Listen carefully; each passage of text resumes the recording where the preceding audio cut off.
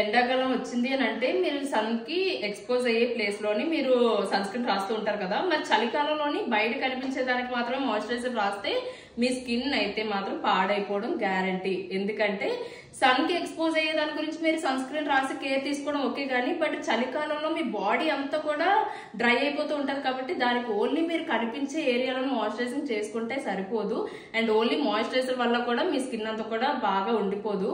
దానికి మీరు యూజ్ చేయాల్సిందల్లా ఏంటంటే బాడీ అంతా కూడా అంతే కేర్ తీసుకొని మాయిశ్చరైజింగ్ చేసుకొని ఫేస్ తో పాటు వాటర్ అయితే మాత్రం ఎక్కువ తీసుకున్నారు అనుకోండి చాలా అంటే చాలా యూజ్ అవుతుంది. ఎందుకంటే మీరు నైట్ టైం, చాలా మంది నైట్ టైం అయినా సరే డే టైం అయినా సరే గుర్తు పెట్టుకుని తాగడం కొంతమంది చేస్తూ ఉంటారు, కానీ చలికాలం వచ్చిందంటే ఎంతో కొంత తగ్గిస్తూ ఉంటాం కదా.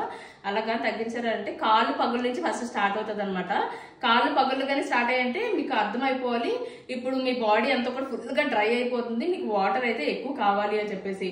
అందులో మీకు ఎగ్జాంపుల్ చెప్పాలి అని అంటే హిల్ స్టేషన్స్ లో ఉన్న వాళ్ళకి ఏంటంటే వాళ్ళ ఫేస్ అంతా కూడా చూడండి, వాళ్ళ స్కిన్ కి మన స్కిన్ కి చాలా డిఫరెన్స్ ఉంటుంది. ఎందుకంటే వాళ్ళ స్కిన్ మంచుకి ఆటికి బాగా ఇదయ్యి ఎంత ఫేస్ పాడైపోతుంది అంటే ఫస్ట్ అయితే మనం ఆ టైంలో అక్కడికి వెళ్ళేటప్పుడు నేచురల్ బ్లష్ అనిపిస్తుంది, కానీ తర్వాత అది బ్లాక్ అయిపోయి దాన్ని రిపేర్ చేయడానికి ఎంత కష్టపడాలి అని అంటే మీరు ఎన్ని క్రీములు వాడినా అప్పుడైతే అవ్వదు. నేను చెప్పే సజెషన్ ఏంటంటే పాడైపోయిన తర్వాత దాన్ని మళ్ళీ క్యూర్ చేయడం కన్నా పాడవకుండా ముందుగానే క్యూర్ అంటే మనం కొంచెం కేర్ తీసుకుంటే బెటర్ అని నా ఫీలింగ్. అండ్ ఎండకి ఎంతైతే భయపడతారో చలికి కూడా అంతే భయపడండి, ఎందుకంటే అంత కేర్ కూడా తీసుకోండి. చలికాలం వచ్చింది అని అంటే చాలా మంది బయట తిరగడానికి ఇంట్రెస్ట్ చూపిస్తారు కదా.